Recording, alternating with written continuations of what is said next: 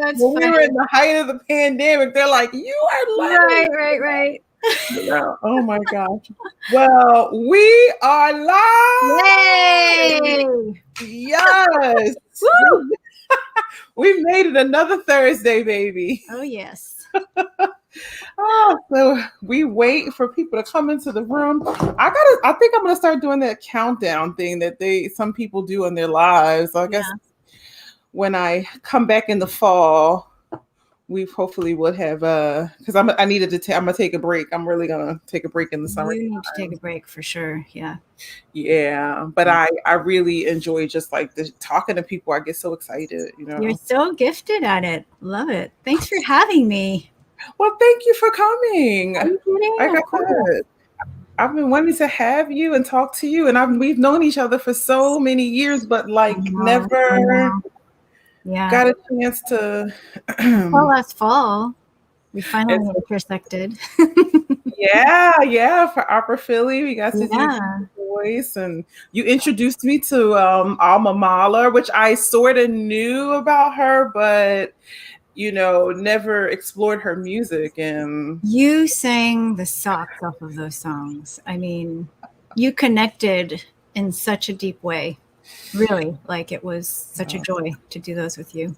Thank you, Myra. I remember the first rehearsal that we had, and we just we got into it. It was there. Yeah. But it's so hi. I say hi. Hey, Martin, how are you? Hello, my friend from Scotland. Wow.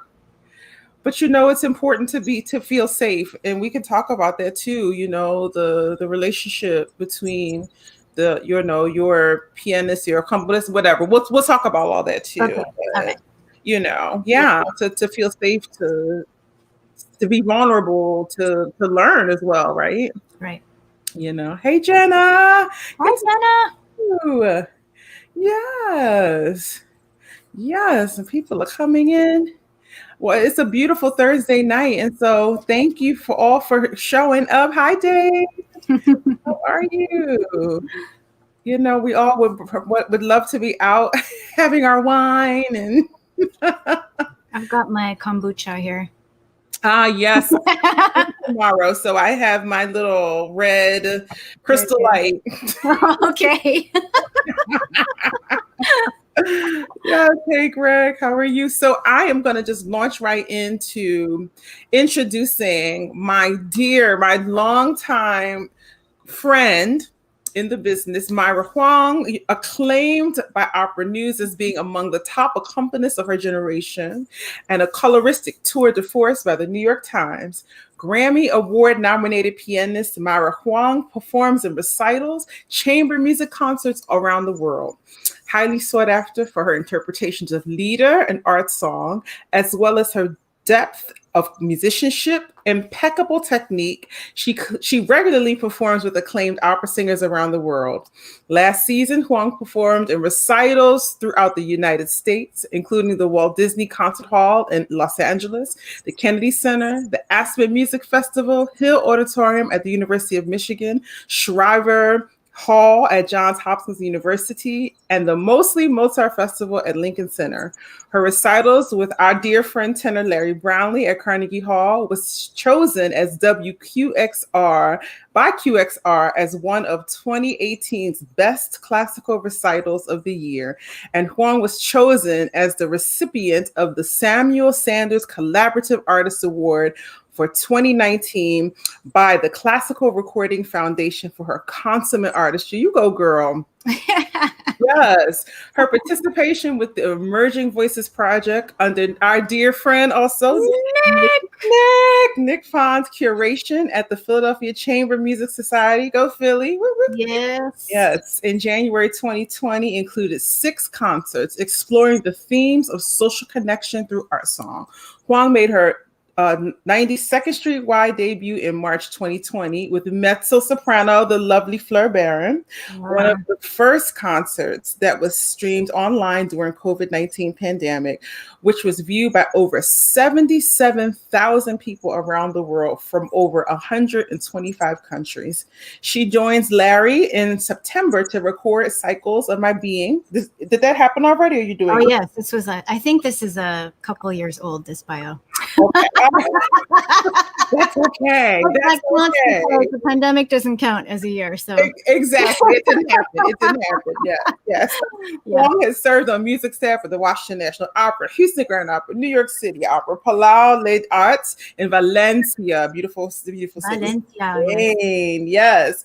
And has worked closely with directors Lauren Mazel and Zuba Mehta as an assistant conductor in Valencia. Listen, this woman is doing all of the things, and I want you to talk about your recent appointment, your new appointment, which we're all very, very excited about. But she has been all over the world and all of the places and worked with some of the most incredible artists, such as Eric Owens and Susanna Phillips and Laquita Mitchell, and of course, Nick and Larry Brownlee. Anyway, I want to cheers and toast to you, Myra. And I want to welcome you to Kiki Conversations. We love you and so excited for you. Cheers.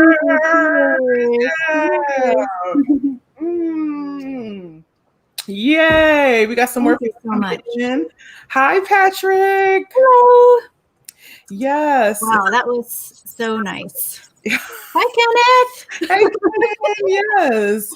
My finger is better. It's getting better. I slammed my finger in the garage door. Oh my gosh. Yes. Yeah, it's getting better. I mean, it doesn't hurt as much. So, you know. That's worst nightmare. Yes. Anyway, thank you, Myra, for coming on. Thank you for having me. Yes. Yeah, it's so great to be with you. And Karen, I've admired you so much in this pandemic, and just for how much you give, to our community. And I've been amazed to see I feel like you have 10 titles after your name now. It's new director of blah, blah, blah, every other week, and I'm like, where does she get the energy to do all of these things, and then you still graciously host on Kiki Conversation. So thanks for having me. It's so good to be here with you. Awesome. Yeah, I'm just trying to do the best that I can, You're amazing. And uplift my community. So there you go. Thanks. Yes.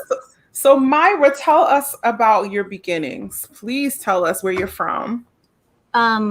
So I am Korean. My family is from South Korea. I was born in Northridge, LA.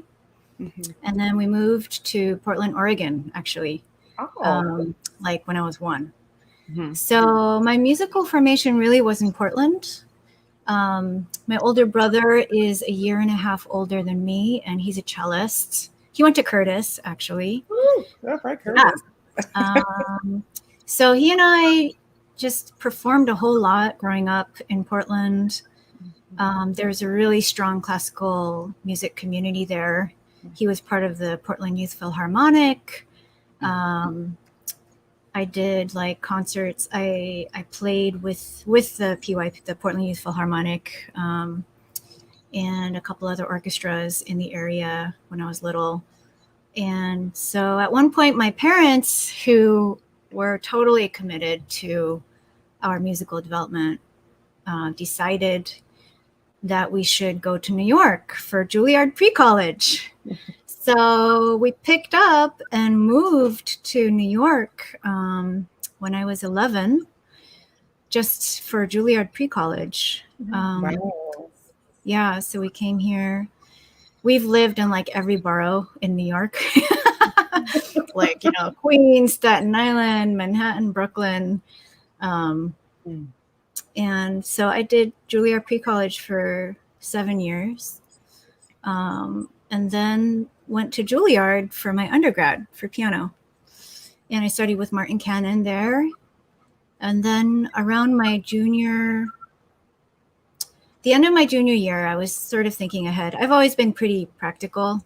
And I was like, okay, what am I going to do with my life? Because, clearly I'm not like a famous solo pianist. And, what am I going to do? I don't want to teach just yet. Teaching was not my passion at that time. And I was starting to become more interested in collaborating. Well, I mean, I grew up doing chamber music my whole life. So I know like almost all of the cello repertoire because of my brother. I can play like some of that stuff by memory, Wow. And so that trained me in collaboration, musical collaboration and chamber music. And it was always very natural for me to play with other people. And I met Kelly Kuo. Yeah, hey Kelly. Yeah, we were good friends. And he was studying with Warren Jones at the time that I was at Juilliard. And, it was like catching my interest, I was like, okay. And I started doing these community outreach concerts at Juilliard. And Sarah Wolfson, who's a beautiful soprano, I was doing them with her. And one day we came back from doing one of those concerts, and she turns to me and she goes, you might consider doing this like for real, because you're really good at it, And I was like, I never considered working with singers as a full-time thing. So I saw that Warren was performing at Carnegie Hall with Sam Raimi, and this must have been 1998. I can't remember if it was 98 or 99, but I was like, okay, let me go to the concert and let me hear him play this Warren Jones. And I was so blown away. I was so inspired. I mean, I don't remember being that inspired by a solo pianist, Yeah. And Sam was great, of course. Sam was amazing, but the whole night I was just like fixated on Warren's playing. And it was just so magical, and the communication and the colors. Yes. And so I just thought, okay, well, I don't know anything about this opera thing, or singers, but I know that if I study with this man, I'm going to grow as a musician. Yeah. So that's when I decided to prepare. You know what? That must have been 99, because I remember that the deadline for applying for the collaborative piano master's degrees was coming up really fast. And I had to scramble to get the audition requirements ready. And, going from solo piano to art song or opera is a huge leap. Hugely. For people outside of this world, they would probably think like, what's the big deal? Like, you're still playing the piano. Right, but the mentality of playing an opera score or even lieder and taking into account the text, it's oceans apart, oceans apart. And so Sarah actually helped me prep, because the auditions, require the pianist to sing and play in aria, and I didn't speak well. I took French in junior high school and high school, but I didn't know Italian. And so we did Susanna's aria, and it was like, Giunse al fine momento, and I had no vibrato in my voice, but she helped me prep the Italian, and I practiced that. And then there are a lot of ensembles on there. I forget now. It was like Butterfly, I think there was some Bohème on there, but, and then of course Ganymede and all the Schubert art song and stuff, right? Right. So I did the auditions. I auditioned for both Juilliard and Manhattan School. And when I went to my Juilliard audition, it was pretty cool because Samuel Sanders was there, who has passed since. And so I did the audition. I felt like it went well. I left the room. And then as I was going down the hallway, the monitor came running after me, and they're like, excuse me, can you come back? They want to talk to you. So I went back into the room where I just auditioned. And they said to me, they said, we see that, you're a piano solo major at Juilliard. And we just wanted to say that if you decide to do this collaborative degree here, we would allow you to continue solo studies, if you want to. Yeah. Is that rare? That's rare. Yeah. I don't know. I haven't heard of anybody doing that. If anything, it's not publicized. So I thought that was a huge compliment, especially from Sam Sanders, who was very strict and had very high standards. So then I had my Manhattan School audition and was accepted into Warren's studio. And so I was weighing the two, schools, and I just really wanted to study with Warren. So, of course. Yeah. So brilliant, man. Mm-hmm. Yeah. So I did the 2 years there. I felt like a fish out of water. I mean, like the amount of information that's like thrown at you, that's like brand new as a collaborative pianist, and especially again with the words. I mean, Warren would just like bang on our heads and be like, the text comes first. What comes first? Like, the words. The words. Always from the words. And I was very shy, and soft-spoken. I still am to some degree, but have come out of my shell quite a bit since then. But he was very intent on like forcing me to like speak up in class. He would come over to me and like ask a question in front of the class, and I'd be like, like that girl on Pitch Perfect, the Asian girl. Yes. Yeah. Was not much louder than her. Oh, Myra. Exactly. And anyway, so then I auditioned for HGO Studio. My second year, I was accepted and went straight away to Houston after I graduated. I did 2 years there. My second year, Richard Beto called me into his office, and he was like, we would like to know if you'd be interested in staying for another year and possibly joining staff after that. And the thing is, though, I had gotten married to Ed, my husband, in between the 2 years. Mm-hmm. And also that was just after 9/11 had happened. So the economy in New York was bonkers. Everything had crashed, I remember. Yeah, you remember. Yeah, and, we're in that year that those of us who've lived through two crises. Oh my God. Seriously. The last one. Seriously, yeah. And he had kept his job at that time. He was working on Wall Street. He's a computer guy. And he was flying to Houston every weekend, our first year of marriage, which was very romantic. I lived for Fridays, Yeah. There was one, we were in tech at HGO, and, tech rehearsals sometimes go till midnight or whatever.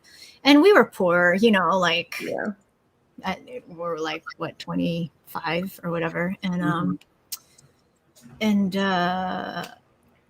the weekly routine was that Ed would fly straight to Houston right from work and arrive around 10 p.m. I think.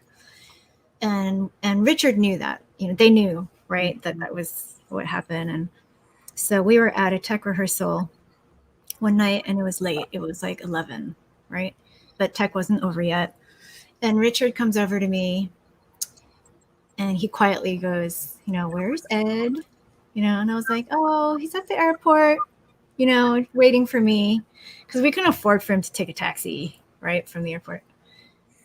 And then he was quiet for like 15 seconds. And then he goes, you may leave rehearsal early to go pick up Ed. And I will never forget that. I felt so like, because Richard, like, Richard Beto, like, he's, like, taskmaster, straight laced. Makes us do our work and, expects very professional everything. So that always moved me so much. And so I went to pick up ed. For those who don't know, Richard Beto is He is the head of music at HGO. Yeah. Mm-hmm. Yeah, and also the chorus master. Yes. So that was HGO. So I decided, to finish and come back to New York after 2 years. But I was contracted right away to join music staff for Washington National Opera and also New York City Opera. So for the next 2 years, I was sharing half seasons at those two companies. Had amazing experiences. The productions were incredible. One of my most favorite productions of all time that I've ever done was at WNO, and we were doing Billy Budd, and it was with Richard Hickox, who was like the Britain expert, and his conducting and his musicianship, I'll never forget, like what he imparted, in that show. Plus the production, and it was Sam Raimi and Dwayne Croft as Billy Budd, and wow, there was a lot of testosterone in that room. I will say I was the only female in those rehearsal rooms, and we had 50 men in the room. That's the show, right? It's all guys. So, but it was super fun and super beautiful. So then in 2005, while I was at Washington National Opera, because at that time Placido Domingo was the general director, and he came in to one of my staging rehearsals. We were doing The Maid of Orleans with Myra Huang. Oh, wow. I remember that year. Yes, I remember that year. And so the end of that opera has this huge orchestral play out, and he happened to come in right when I was playing it, and the entire room with the chorus and everyone was just there listening. And I finished, and the whole room just erupted in applause, and he was like, "Who is that?" So then he comes over, and that's when he invited me to join Operalia. It's his competition. Big competition. Big competition, yeah. And so that was the beginning of my time with Operalia. I did it for 15 years. I didn't know that. That's a long time. 15 years, yeah. And it really became like a family, and I met so many singers through that competition. I mean, so many people with major careers came through that competition. Yes. And I just loved, meeting them every year in a different country and playing for them, for the different rounds.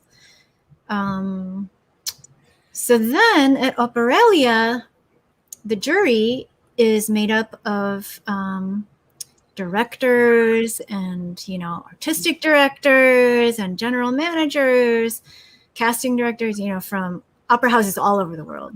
Yes. So the exposure that the singers got there was incredible. And Helga Schmidt, who was the intendant of the Palau de les Arts in Valencia, was on the jury. And so it was my first year playing, which was in Madrid that year.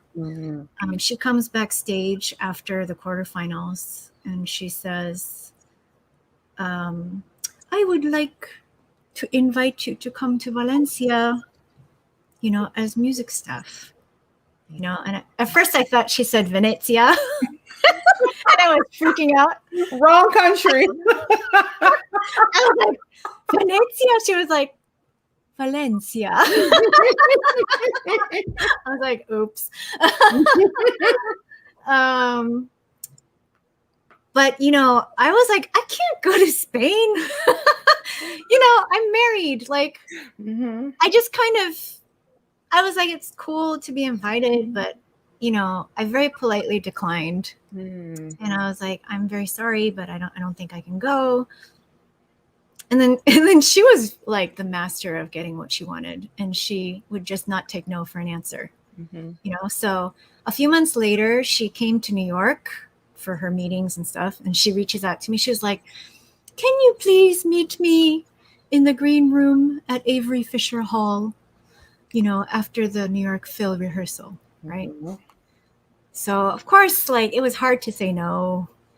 And I was like, all right, I have to go meet her. So Yeah. I go meet her. And then again, she's like, you must come and join us. I think you're wonderful and whatever. And so I still didn't make a commitment. And then finally, I found out that they were doing the ring cycle with Zubin Mehta. And Lauren Mazel was the music director. But once I found out they were doing the ring cycle, like, something just went off, and I was like, oh, okay, I don't think I can miss doing that. No, right. Yeah, that's sort of a big deal. You know what I mean? So then I was like, all right, I have to talk to Ed. And it was interesting because that very same day, Ed had a talk with his boss, because like we had been tossing the idea around, and he was trying to find out if they would let him work remotely in Spain. But they had actually said, no, we're sorry, we can't.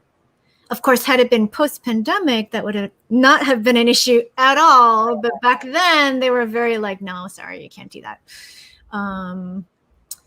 So he had a talk with his boss that day, and his boss kind of sat him down and was like, listen, if this opportunity is as good as you say it is for your wife, these kinds of things don't come around twice. I would do it if I were you, kind of thing. And so the same day, like, we came home and I was like, I have to talk to you.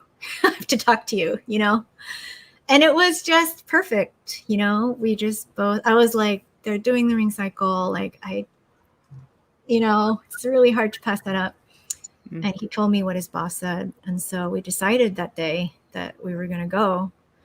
And, we had kind of said previously, we were like, either both of us go or neither of us go. And so, and that was how I felt, So it worked out. So we went to Spain, and it was a crazy venture by the EU. They poured all this money into it. Pictures of it's the City of Arts and Sciences, which is the complex that the opera house is inside. It's beautiful. Santiago Calatrava designed the whole thing. It's white. It's all white, and it looks very skeletal in some elements. There's a reflecting pool that goes down for half of the complex. And the actual opera house looks like Darth Vader's helmet, but in white.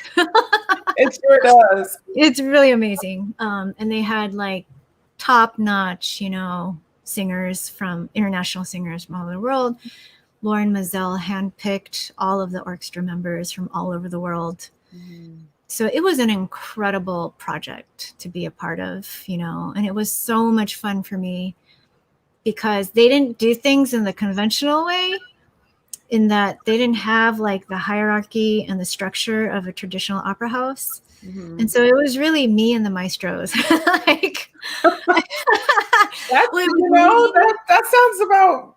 It was fun, like, there was no like head of music or anything, there was another local pianist, Carlos, who was there.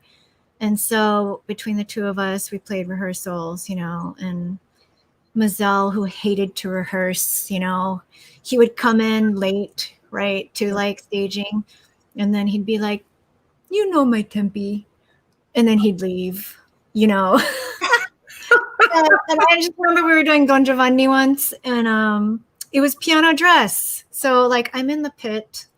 He does the same thing. He comes in, like watches for like 5 minutes, leans into the pit. He was like, Myra, my tempi. And then he just leaves.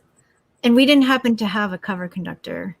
And so I don't remember if we didn't have one at all or if he just wasn't available that day. But so anyway, I played from the pit and it was fine. You know, did the piano dress that way. Well, I guess it's the first time that happens. You're like freaked out, but after a A while, little bit, you know, but I was like, I know how this goes, you know, and you know, with experience, you know when to follow and when to lead, right? So mm-hmm. so it was actually fine. There was another time we were doing Carmen, and I can't remember why, but the piano was on the stage that day. And so I'm playing on the stage, and we had the assistant conductor conducting from the pit.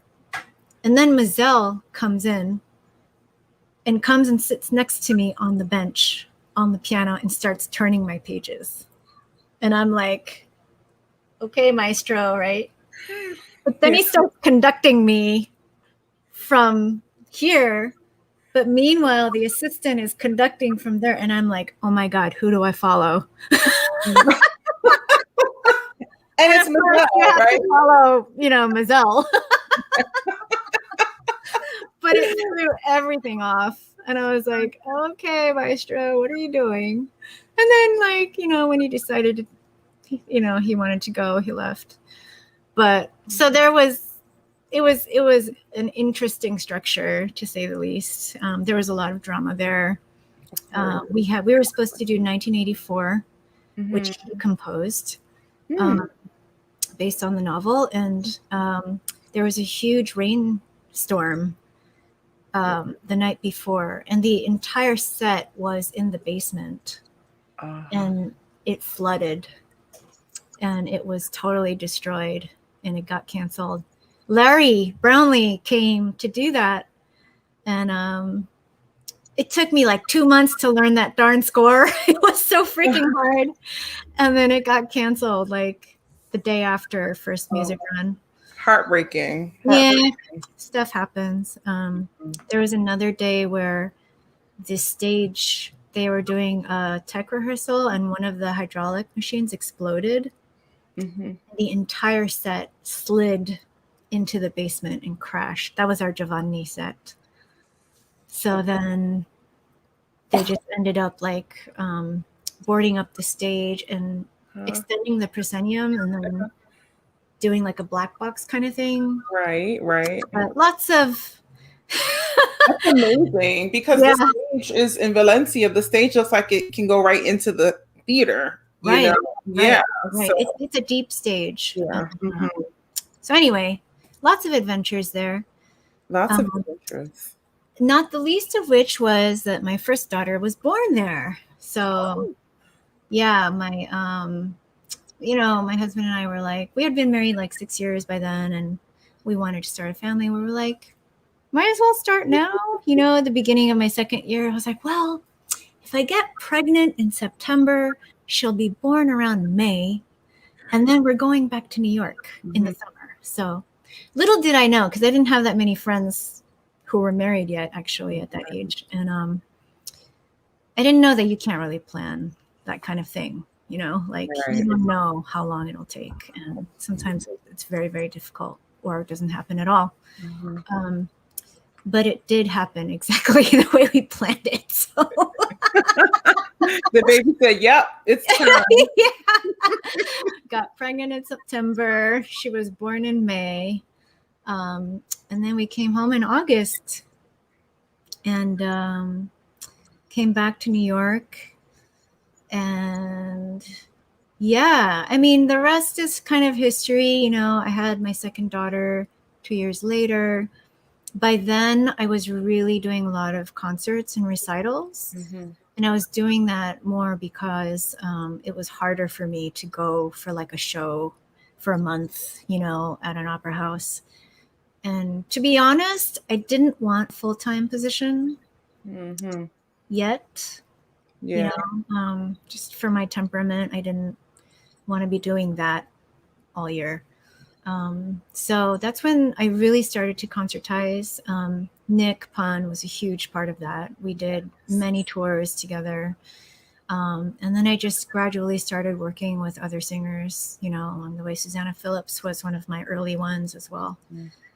And Sorry, did you want my entire story? You are so good at just telling a story. I never want to, I always let my guests just go with the flow, and I just kind Okay. of guide. I mean, of course I have my own questions, but you're like, All right, just let me know, anytime. no, you have a good story. So Okay, cool. no, go for now. But Yeah. Yeah, you go for it. Go for All it. right. I'll finish. I'm almost done. 2011, I was invited to do head of music for New York City Opera. Mm-hmm. And that was a very interesting job to do because that was when City Opera was having trouble. Yeah. And they had already moved out of Lincoln Center by then. Mm-hmm. George Steele invited me. I thought hard about whether I should do it. A lot of my good colleagues were on music staff at that time. They were like the pillars of New York City Opera. Yeah. And so I decided to do it. I thought, I feel like I could learn a lot, and I feel like I could be a good advocate, of the artists and the staff. So it was a great experience. It was extraordinarily challenging because we didn't have our own building. And so half of my job was just like scheduling and figuring out what space we had to rehearse, and how to fit it all in together.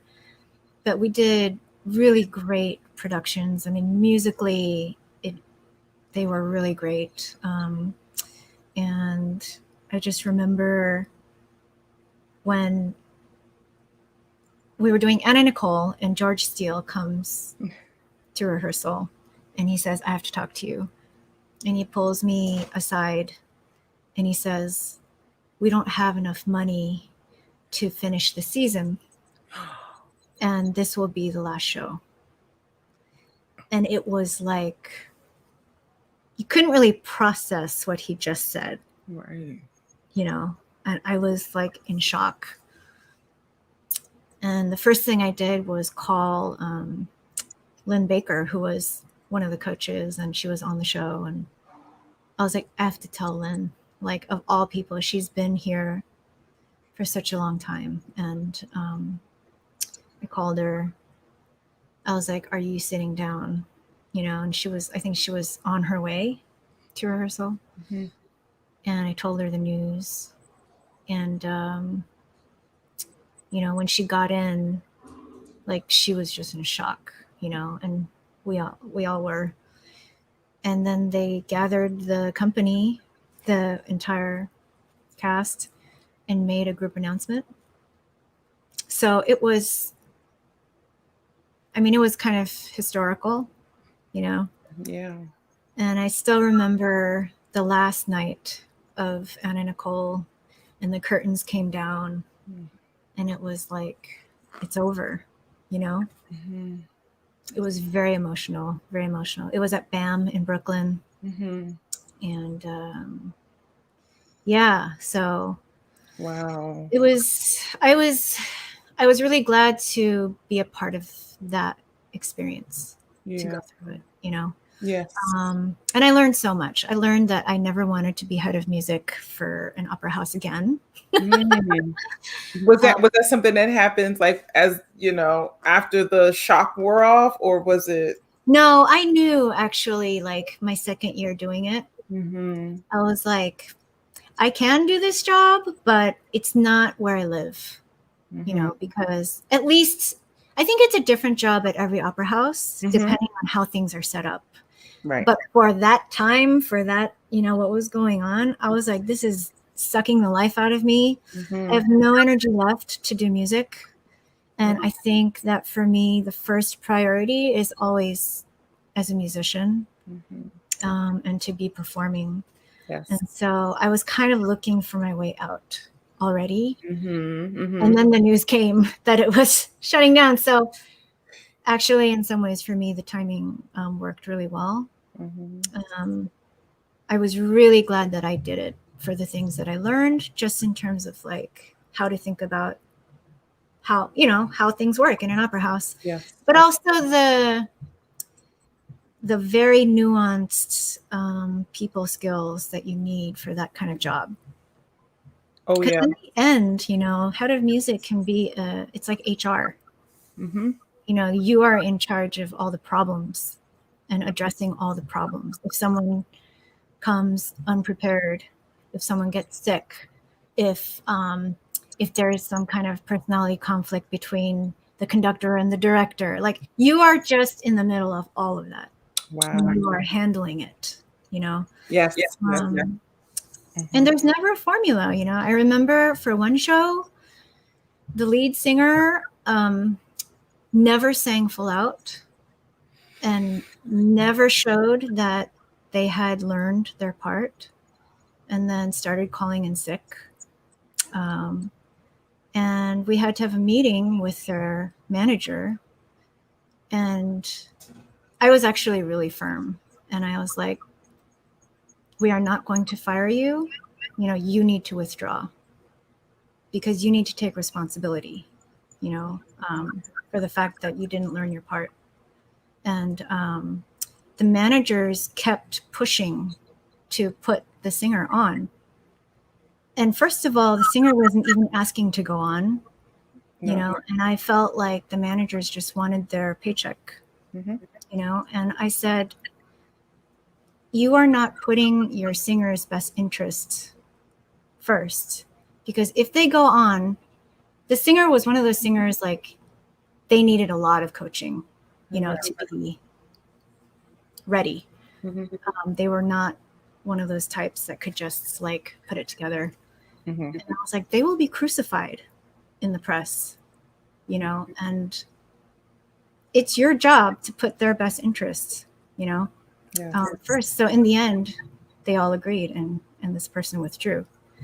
You know, but it's like those are stressful conversations, you know. Very. You have to have the skill set to be able to totally. Yeah. And then on the flip side, you know, there was another production where the management was considering firing someone, and this person came totally prepared, you know, and I totally stood up for them. And I was like, we hired them. They're totally prepared, you know. They might be struggling a little bit, but we need to keep them, you know. And so we kept that person. So it's like every situation is different, and it's intense. Yeah, absolutely. You know, that's the one thing that people in outside of the industry, even people in our industry, you know, as singers, or you know, that we don't understand that part about the skills, the politics, the, you know, the having to juggle so many balls on the other side, you know, administration, you know, you don't understand. Or then, you know, our people who come to the theater, they don't understand that it really is a business. It really, yeah. So I did that for 2 years. And you said, no, I don't want to do that anymore. Yeah. I was like, let me go back to my concerts. Right. I agree. It's a freedom in that. I have to say. Yeah. So I really just, you know, I met Larry again, you know, and got connected to him through Matthew Horner. And we started doing tours together. Eric Owens as well. Eric, I played for first in Philly for CMS, I want to say, Philadelphia Chamber Music Society. And so, yeah, but fast forward now, I was getting a little bit lonely in a sense that, you know, doing concerts and stuff, it's like you and one singer usually, right? And I love that, actually. I do really well in these more intimate settings, you know, when it's one-on-one. But I really missed being a part of a community. You know, I missed like rubbing shoulders with colleagues and like just learning from each other by being together and discussing and like going through productions together or whatever, So, and I was getting a little bit older, and I was like, I'm always going to do the concerts, but I would love to somehow plug in somewhere. And so I started to put out feelers here and there. Nothing was really panning out, but it takes time, right? Yeah. And so then there's a whole other story that I haven't included in this narrative, but I'll just say that last summer in the pandemic, Manhattan School reached out, and they were looking for faculty for the opera theater. Mm-hmm. So I was so happy because I love Manhattan School so much. I think that there is just such a warm atmosphere there. And of course, it was like my honeymoon period, of collaborative piano. And so I jumped on it, and the team was so great. I mean, we just had the best rapport with each other. And what tickled me was, we all met for drinks like in the spring for the first time after like not having seen each other really in person. Mm-hmm. Well, we were doing rehearsals and everything in person, but like we were never doing anything together, Mm-hmm. But the two faculty members who had been there for a little bit said, this year's team dynamic is the best that it's ever been. Wow. Yeah. And that made me so happy. Yeah. Because that's so important. Yeah. So then the Met kind of comes into the picture. There's a whole Met story. I'll tell it. Why not? Do you want me to tell that? I want you to tell what you want to tell. Of course, we want to know about the Met. It's the Met, but yeah. I'll say that I auditioned for the Young Artist Program for the Lindemann in 2003. Mm-hmm. I was not accepted. I was heartbroken. All I wanted was to be at the Met. Everybody. It's the Met. Yeah. So I was heartbroken. Took me like 6 months to get over it. Yeah, I know. I told people when I was in the finals my year for the competition, I didn't win. I was like, I had to peel my boyfriend at the time. They had to peel me off the floor because I was full of tears and like, you want it so badly, and then to come so close, right? It's even more painful. Yes. Yeah. So, but then I moved on and started working, and I had my career. And then after that, it was like 6 times when someone inside the Met tried to get me in to the Met. Mm-hmm. They were like, why aren't you here? Like you should be here. And then they would talk to whoever, so-and-so. Mm-hmm. And then I'd go through the motions, and then nothing would pan out, So after a few times, it started to become a joke for me. And I was like, okay, again, like, is this a test, God? Like, did I want this too much? Like, mm-hmm. Right, exactly. Your name goes to the top of the list, and all of a sudden, yeah, it's like, why does this keep coming back? And it never works out. I don't get it. And but then after a while, I was like, no, it's not a test. God's not like that. He's not mean. No. I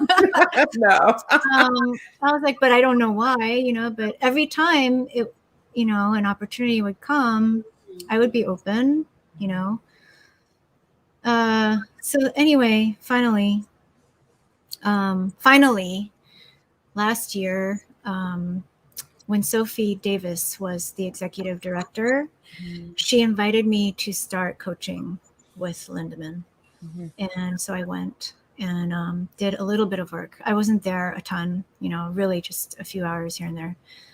And while I was there, I really felt that they needed a musical head, because ever since really James Levine left, They hadn't had a musical head of the program. Right. They'd only had executive directors, and you really need both positions, you know. It's just too much work, you know, to do both. For the large programs, absolutely. You know, absolutely. So I actually suggested, you know, for them to create this program, and, you know, like, I could do it. You know? Yes. So, like, we started, like, having talks and meetings, and everything was going well, and then the pandemic hit. Boom! And honestly, I was like, of course, you know. Again, right? Again. So it kind of went on pause, and then there was another detour, you know, whatever. But anyway, I got the call from Diane Zola, like 3 months ago, you know, and she was like, Yannick and I would like to know if you would still be interested, you know, in doing this. And so, you know, I accepted, and yeah, I was like, until I sign something, I'm not going to believe that this is real, you know? Right. Yeah. Exactly. So you've been holding on to this for all these months? I have. I couldn't announce until they were ready, you know? Yeah. They had to be ready on their side. There were some housekeeping things, I think, that they needed to sort out. So I was like, let me know, you know, when. So yeah, but like now I'm supposed to start basically the beginning of August. Yes, as the head of music. As head of music for Lindemann. Yeah, and young artist program at the Metropolitan Opera. For those who don't know, yes, very prestigious. I'm very excited. I'm ready for it. You know, I think that you know, all those years of getting rejected by the Met. What it does to you is it forces you to examine yourself. Like, am I good enough? You know? And after, I think the first 3 times, maybe, I finally came to the conclusion that, like, you know what? It doesn't have to do with whether I'm good enough, actually, you know? And I've been on the hiring side, you know? And so I understand that, you know, people hire who they like or feel comfortable with. You know, you're building your team, and you can never know why you're not hired. Right. And I've always felt that it's not healthy for me to try to guess why I wasn't hired. Although, you know, I could easily be like, you know, I'm a woman, I'm Asian, you know, whatever. Right. It wasn't all of the things, you know, and but I honestly tried very hard not to let my head go there, because you just don't know. And so, but what I had to know was that it wasn't because I wasn't qualified. And so once I sorted that out for myself, that's when I was good. And that's why every time it came back, it was sort of more comical. I was like, okay, again, all right, let's try. I don't know, you know? Right. But I the love first your attitude about that. Well, the first 2 times I took it pretty personally. Oh yeah, it's hard to take. Yeah, hard to not. Because you want it so bad, you know, badly, and so anyway, yeah. Congratulations. Thank you. Thank you so much. Thanks. Yes. And Amani. Oh, Amani! Yay! Thank you. Yeah. And Eileen. Yes. It is hard, you know, and I'm so happy that you are so honest and so real about your feelings, about your experience. You know, I've really always lean heavily into that as for our generation and art and the artists that we are and the places that we've been to really be as honest and transparent as we can, as we're comfortable with, because it's just important that we don't sell dreams and fantasies, but that, you know, or that people think that whatever we present social media, that's just who we are, you know. Right. It is important, like, to be real, I think so. I think so, So it was a long journey. Yeah. But all But good stuff. I mean, my God, the artists that you've been able to collaborate with and the places that you've been able to see. If you stopped playing today, you did the thing, right? I suppose so. Yeah. Sometimes I ask myself that, like if this was it, you would have to be grateful. Yeah. So, but there's that part of me that's never satisfied, Yeah, of course. because I just want to grow, Yeah. I keep wanting to learn, so Curiosity. yeah, there's just so much that I still don't know. And yeah, I think I would get bored if that wasn't happening. So anyway, I think I'm in a good headspace, to do this now. And I'm super excited. I mean, one thing I think that I've learned about myself over the years is that I really do love mentoring. And I care a lot about personal growth. And so, I mean, like, how many times does a singer come in for a coaching and you want them to sing the phrase in this way, but first they're carrying the weight of the world on their shoulders, and they literally can't, And I'm not saying that I start to like therapy them or anything, but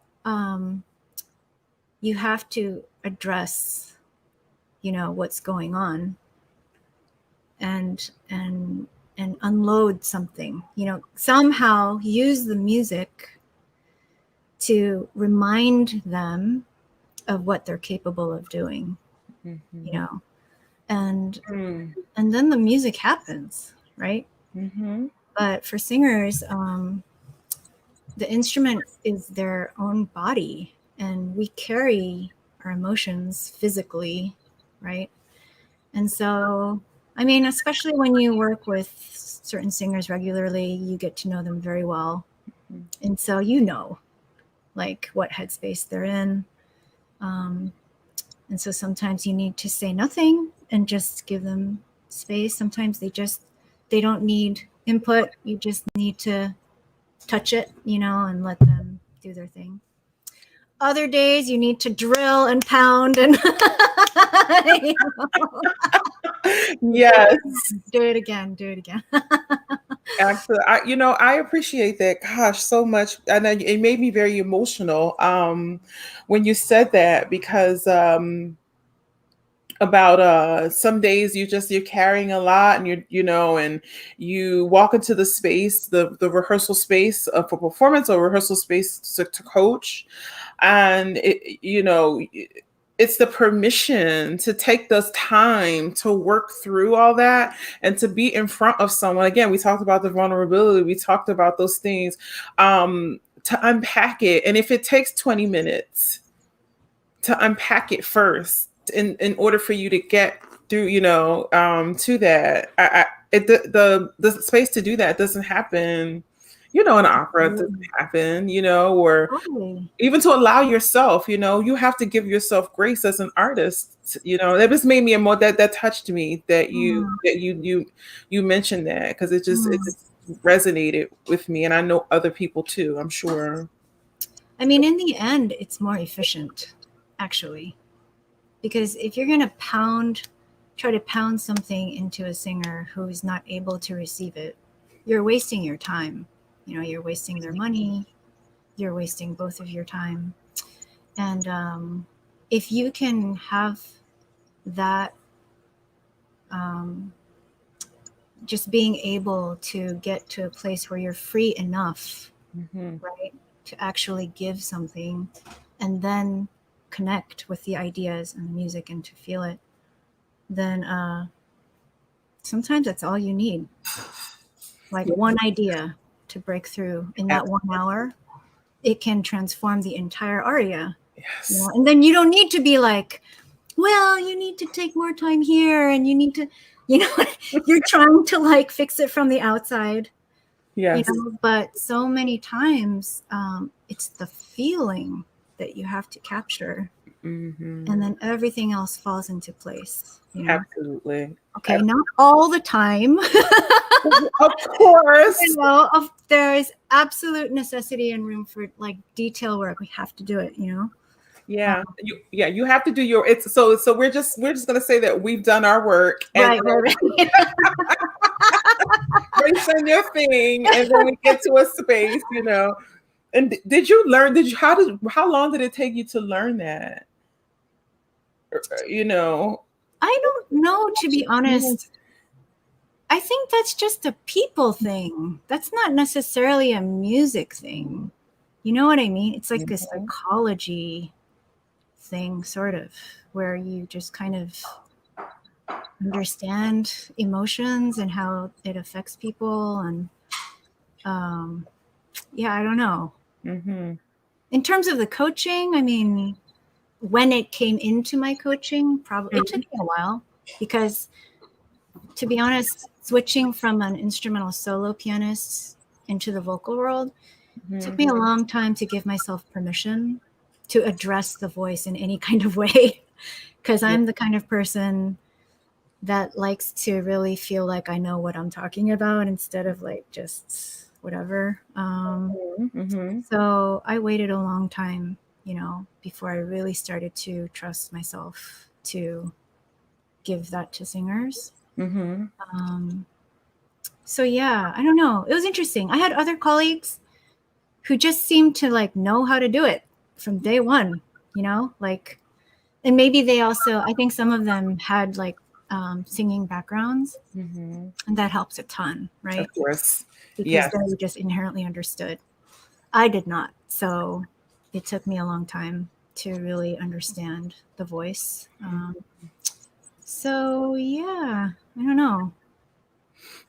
That's interesting. I mean, I think that, again, it's about, every coach has their style, every singer has their, you may have 3 coaches you go to, but you go to them for different reasons and different things. Right. And finding your people, finding your place where you can just make the music and get to the heart of the matter. Do you have favorite, and I don't want to say favorite singers, because that you play for? I'm not gonna, I don't want to get any emails or messages, and, I don't want you to get in trouble, but do you have any favorite moments on the stage with any artists in particular that you've gotten the chance to collaborate with? I have many moments. I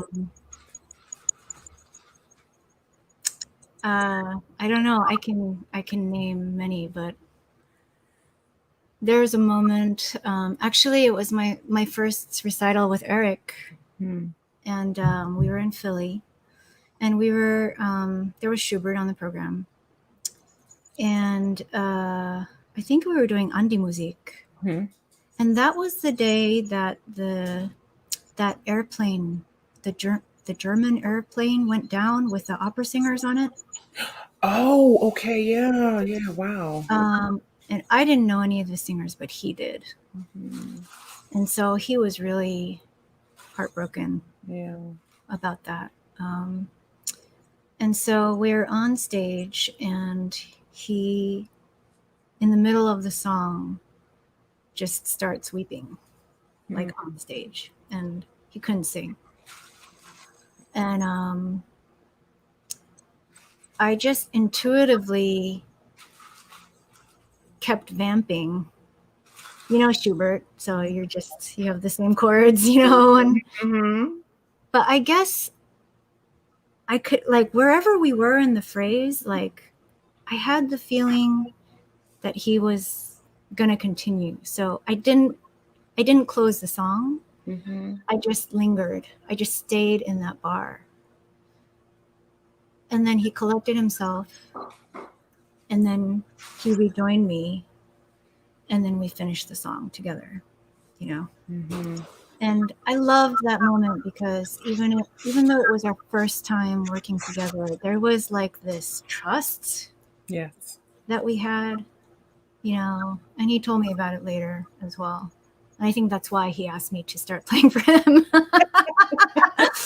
Listen, if that was the audition, You know what I mean? yeah, So, yeah, but it's such a privilege to be in a moment like that, right?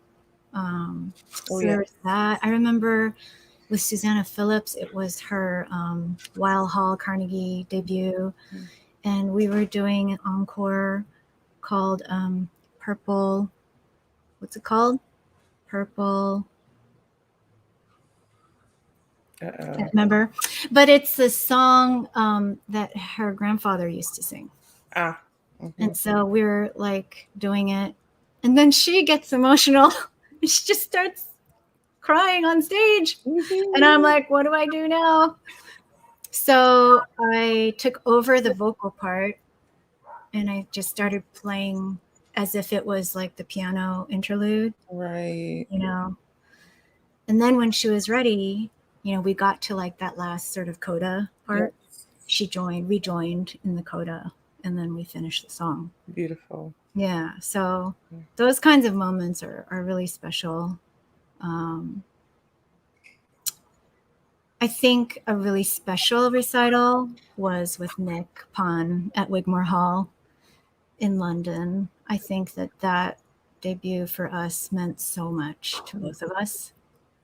And I just remember it was so wondrous to be there and to go backstage and to like look at all the photos of the giants, you know, Yes. who performed there.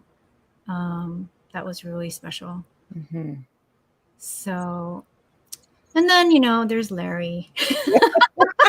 And then there's Larry. And then there's Larry. I mean, every time, yeah, every time he sings All Night, All Day, I don't want to leave the stage. I know.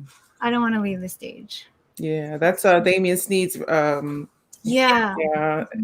Damien's arrangements are just so incredible. And so damn hard to sing. Nobody can sing them except Larry and Martin Bakari. Really high. Maybe you could transpose them. I don't know. I know. But yeah, every time he sings that for Caleb, his son Caleb, you know, it's just so moving. Yes. And his elixir, you know, yes, it's just his aria. You know, it's like it. I don't know. Every time he sings that and I'm playing, I just think like I'm so lucky to be playing this right now with this singer.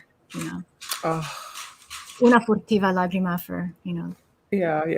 You guys know always some people who don't know the very famous aria that Pavarotti.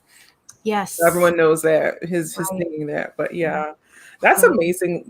That's amazing, Myra, to hear you speak so movingly about your artists, about the ones you've been able to collaborate with. And I'm sure they say the same thing, because all the ones that I know that work with you just adore you in every way, and you know, feel so fortunate to have you as well. And you and Nick, I mean, your collaborations are endless, you know, and I'm sure you guys have lots of other things in the pipeline. Yeah, no, Nick is very special.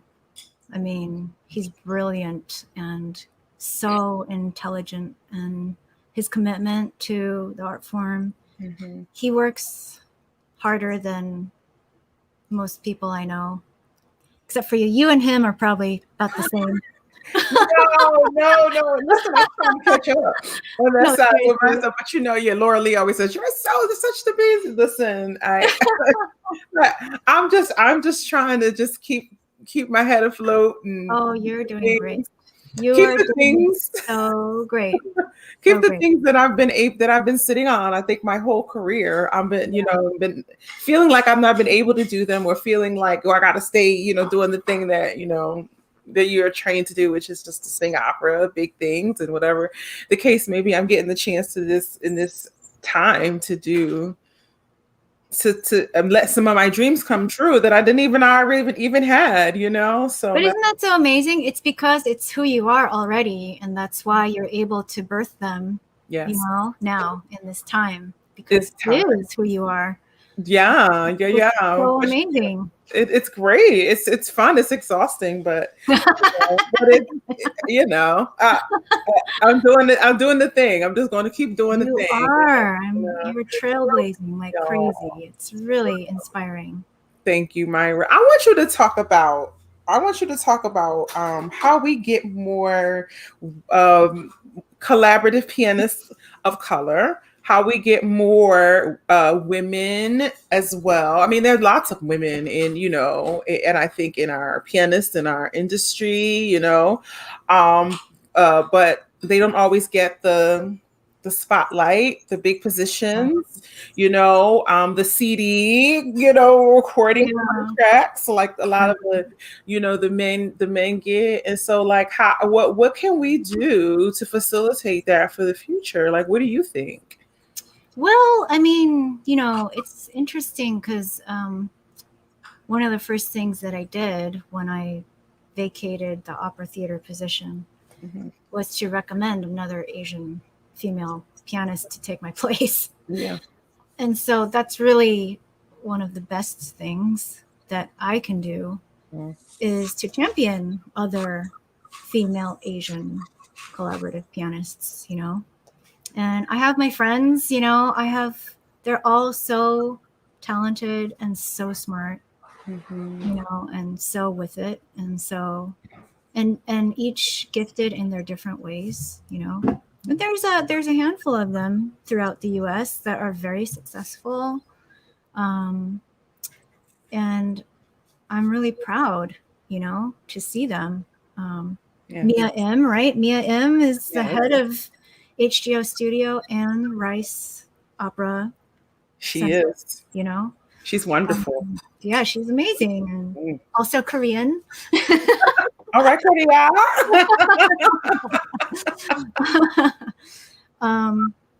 But there are so many more. Mm-hmm. And, the discussion around race is Mm-hmm. is complicated, right? Uh-huh. As you know,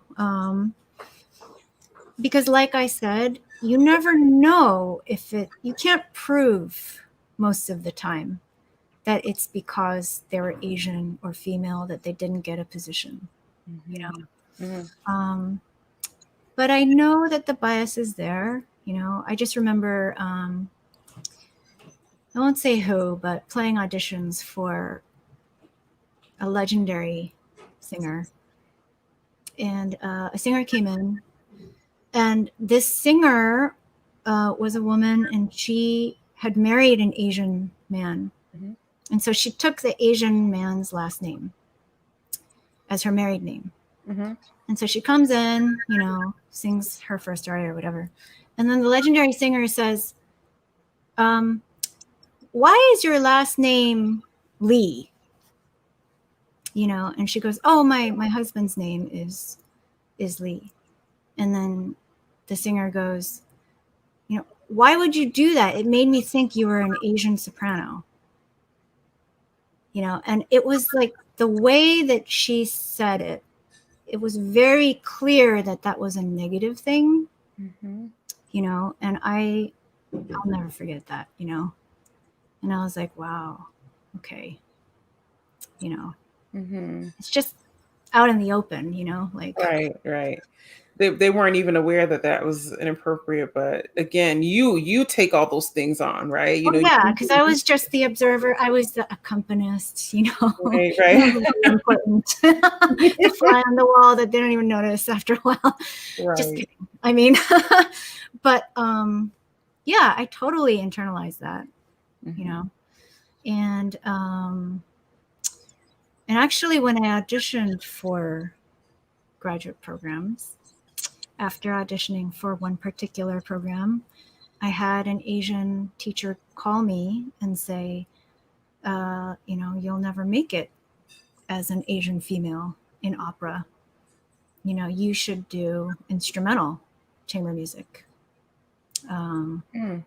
And that was very offensive. Very. Yeah, Yeah. I've gotten over it now, but I'm sure your resume speaks for itself, honey. thanks. But I did, hold that for a while though, Yeah. because then also it always made me question then from then on, whenever I had an interaction with this person or if I got a grade from this person, was it because I turned her down? Mm-hmm. And that compromises you, and Yes. that's not fair. So there's that. Yeah. I Exactly. wasn't crushed by it, Mm-hmm. but it wasn't supposed to happen, right? Mm-hmm. So um, Yeah, I think in this period, many people have, well, I would hope, for those of us who have been asked to speak about our experiences, and to talk about that there is that understanding that you have that you have to navigate, that you have to unpack, that you have to push through and still do the work.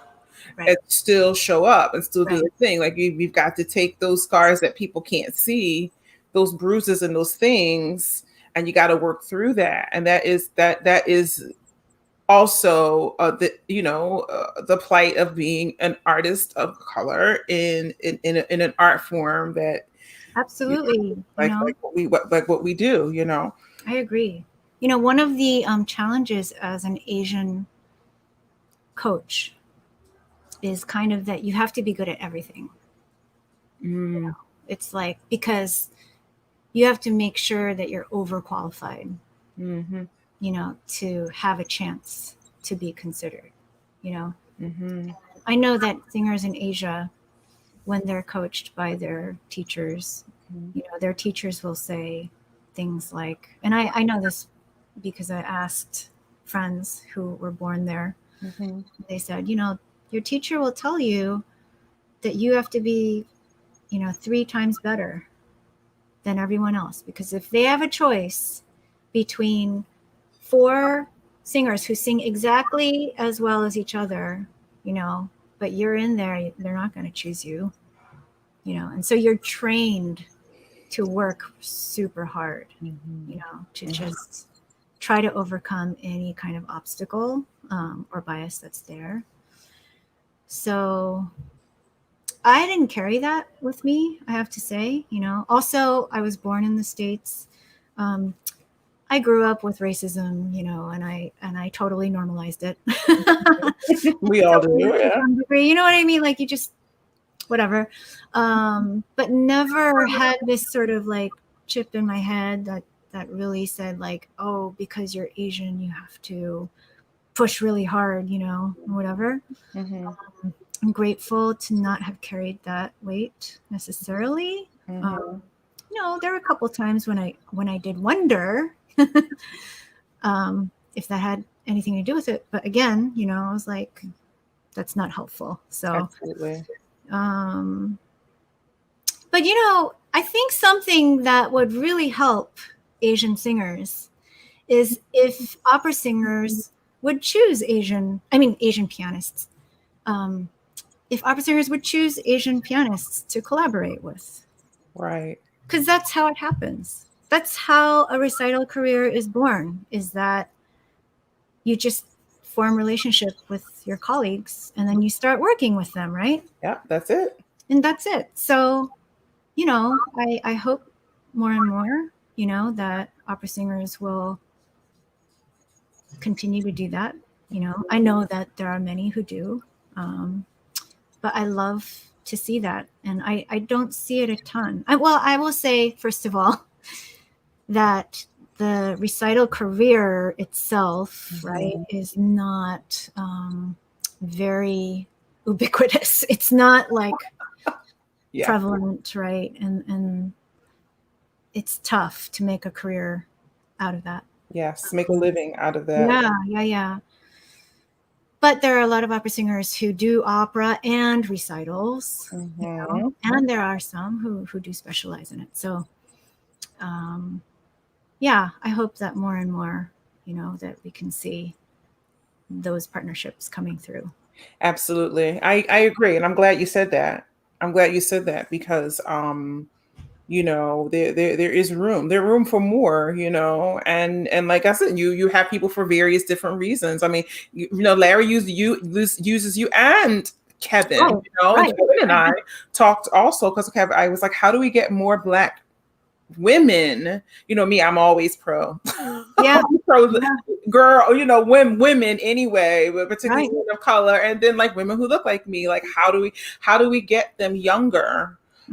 How do we get how do you put a piano in someone's hands, and to do that, to be like a Michelle Can, who I just got to collaborate with, and she's incredible That's artist, awesome. but then to get them onto collaborative pianists, not just for chamber music, but for singers, not for instrumentalists. So like, how do we create that? Like, when does it happen? How does it happen? Yeah, that's a really good question. I mean, you have to go back to the roots of music education. Mm. I mean, that's the big issue at hand, right? Is how to get music education into all areas, of society. And yeah, I mean, in our country, as you know, we don't have an infrastructure for that. Right. And it's all like grassroots, Mm-hmm. it's like whoever's passionate about it, then they'll start up a program, but there isn't like an infrastructure for it. Yes. And so it's tough, because really most collaborative pianists started out as solo pianists. So you have to actually get the colored solo pianists first. Yes. And then transition over to collaborative. It's not true for everybody. There are some pianists, like some of my colleagues I know, that from the get-go, this is all they wanted to do. But a lot of people, start out. I told you, Penny. Penny's been showing up to combos. Hi, Penny. Hi, Penny. Hello. Oh, I want one so badly. I know she doesn't want to see your face. You don't want people to see your face. You just okay. Welcome. You've been showing up a lot, so every Penny, say hello. Hi. Oh, what a gorgeous cat. Gorgeous. Wow. Penny, thank you for showing up.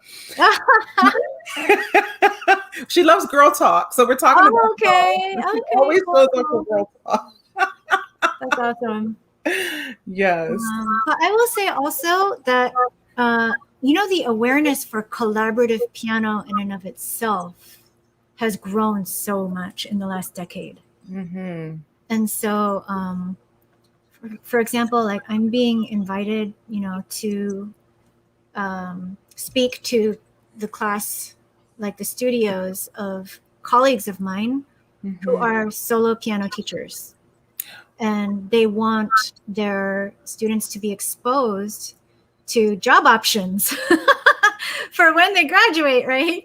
Yes. And I just think that's really great, and I think there needs to be more of that, of proselytizing collaborative piano to the solo world. I mean, the great pianists, trained in the opera houses. Yes. I think George Schulte grew up playing opera, opera rehearsals. Right. And it's just an amazing, I mean, when I switched to playing with singers, I can't tell you how much it changed my musicianship and the way that I hear music and my lyricism and my legato and my phrasing and my ideas. It just brought everything out. And, I remember talking to David Chan, the concertmaster of the Met.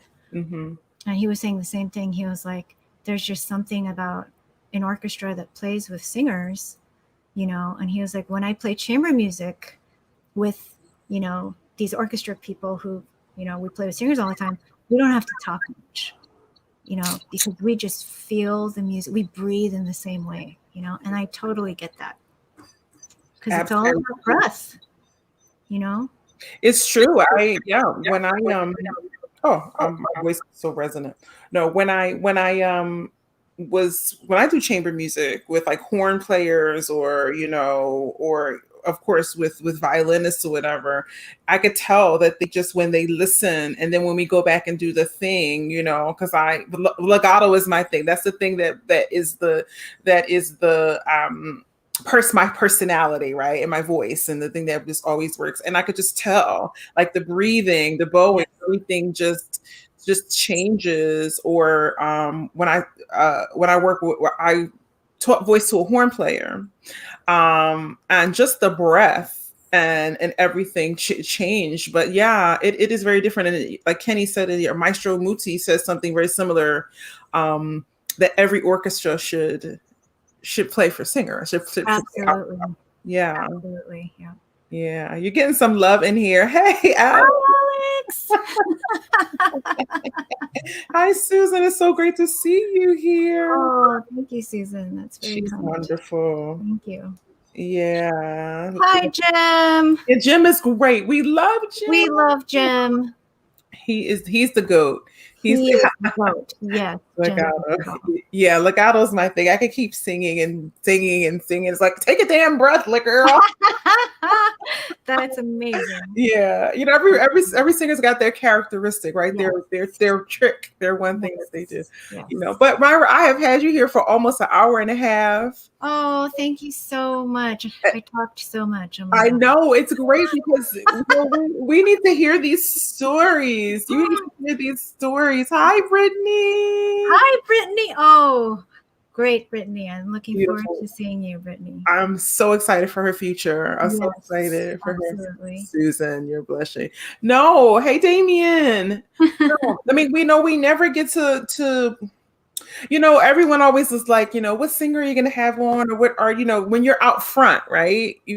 Everyone wants to know the thing, but we don't ever get to hear the stories and and you're out front because when you play, you know, when you play recitals and everything. But again, it's still like the singer at the crux, and then it's, you know, absolutely. Absolutely. Instrument. Yeah. But you know, I am just, I cannot wait to work with you on, you know, where we could do our thing and we could find our groove and our voice, because I've gotten to watch you and known you for a very long time, and just am always in awe and impressed by your beautiful artistry and how you give yourself to the music, you know, to the collaboration. Thank you. Thank you, Karen. That means so much. And it's not often that, you know, the pianists are appreciated, but, you know, they are appreciated by many, and, yes, you know, wonderful colleagues. And absolutely. So, absolutely. Yeah. Hey, Mary. I got to say hi to Mary, my girl. Oh, yes. Hello. Fantastic. Beautiful playing, always. Always. Yes. And Mary screams at me all the time. I mean, Mary, you know, those of us who coach with Mary, who work with Mary, you know, but it's all in love. Yeah. Of course. Yes. Myra, would you leave us with any last words that you want to share with us, or something? You know, it's been such a hard time, and it's still a hard time, you know, and I just want to say this quickly, because yesterday there was you know, a contentious thing that happened on Facebook and you know, with some people in our industry. And I, you know, we forget as things are opening up and people are announcing, you know, and we're so excited to get back. But there is also this other side from the excitement. There's still a lot of pain and a lot of loss and a lot of trauma that all of us, whether we want to admit it or not, are carrying and trying to deal with. And I have a feeling things are going to get worse before they get better emotionally for many, many people. And I just hope for all of us that we have much more grace, much more patience, much more understanding and empathy. And like, before we go to this thing and we start, you know, as they say, violence, you know, against other people, and, you know, in our lives, is happening in the world, you know, right now with all of the things that are happening, violence against other people and stuff. And I just wanted to say, like, we have the gift to share, right, of beauty, of culture, of art, and all of those things. And I think that we need to get back to that, to remembering that there will be a time for each and one of us to have that again. and that we really do need to reprogram ourselves and prepare ourselves for when our time comes for us to come back, right? Right. And we can't let this thing in this space tear us apart or prevent us, keeping us away from one another, making someone change the way they feel about you, and then you don't have the opportunity. So Right. I think we all just need to just take a step back and just understand that there is a real human being that you might run into Right. on the other side of this, and that we really, really, really should just need to do better. Agreed. I would actually add on to that. I think that we are all on social media too much. And I know that that's something that we were on it a lot before the pandemic happened, but then it became all, through the pandemic. And of course, like there are many blessings of social media, right? There is awareness and connection and just to see what's happening, out there and all of this. But I'm so convinced that it's not good for us. It's not real connection. It is a connection, okay? Like some degree. But it's not the kind of connection that will feed your soul. The only real connection that feeds your soul is relationship with people. And I think the work that we have to do coming out of this pandemic is to invest again into our relationships. Like actually getting out of your house to go see somebody. It's hard because we have been inside and we have like humanity has adjusted to being inside, and it's hard to go meet someone now. Like you feel tired at the thought of it, right? To like, especially in New York, like I gotta get on a subway or like travel to go see someone. Like maybe next month, Right. You just kind of like the frequency. Well, of course we had to because of the pandemic, but as we start to return, less social media and more time with people, I think, Yeah. because it's not healthy. It's not healthy to watch everybody else live their lives. And it's not even the real version of their lives, like we post all the good things, we don't post bad stuff. Well, I mean, some people do, but like, you don't know, right? Like it's not real. It's fragments. And we need to be whole, right? We're not meant to be fragmented in that way. So that's what I would say.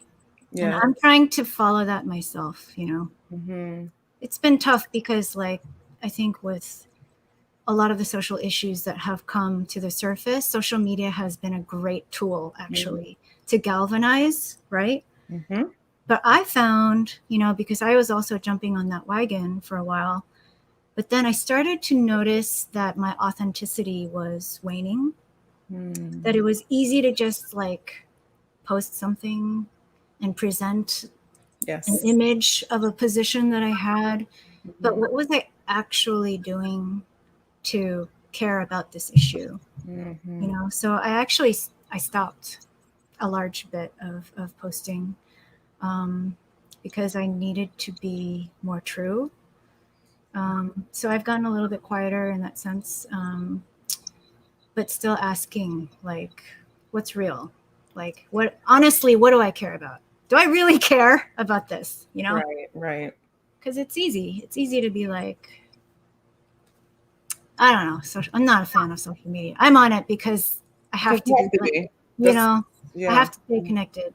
I'm a mom with 2 kids, and I could easily just disappear.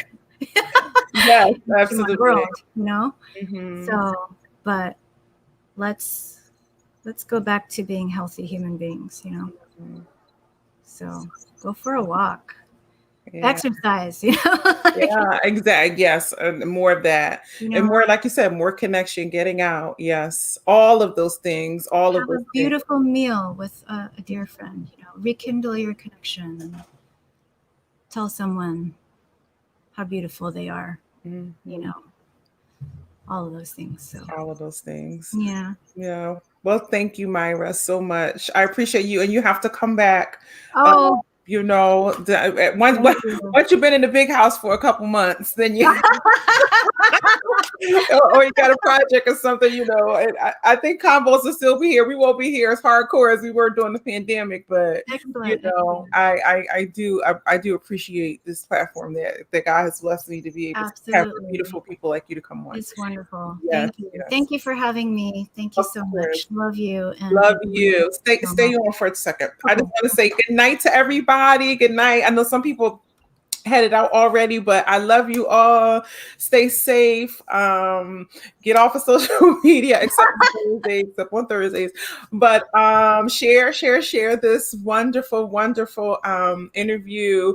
And I will be in Portland next week. So working my other job. So combos. I don't think we're gonna have a combos next week because of the time difference, but we will be back the following Thursday. I don't know. I might surprise y'all. Who knows? But anyway, thanks for tuning in. Stay safe. Wear your mask, wash your hands still, or and go out and have a good meal. Stay on, Myra. All right, you guys have a great night. Bye. Bye.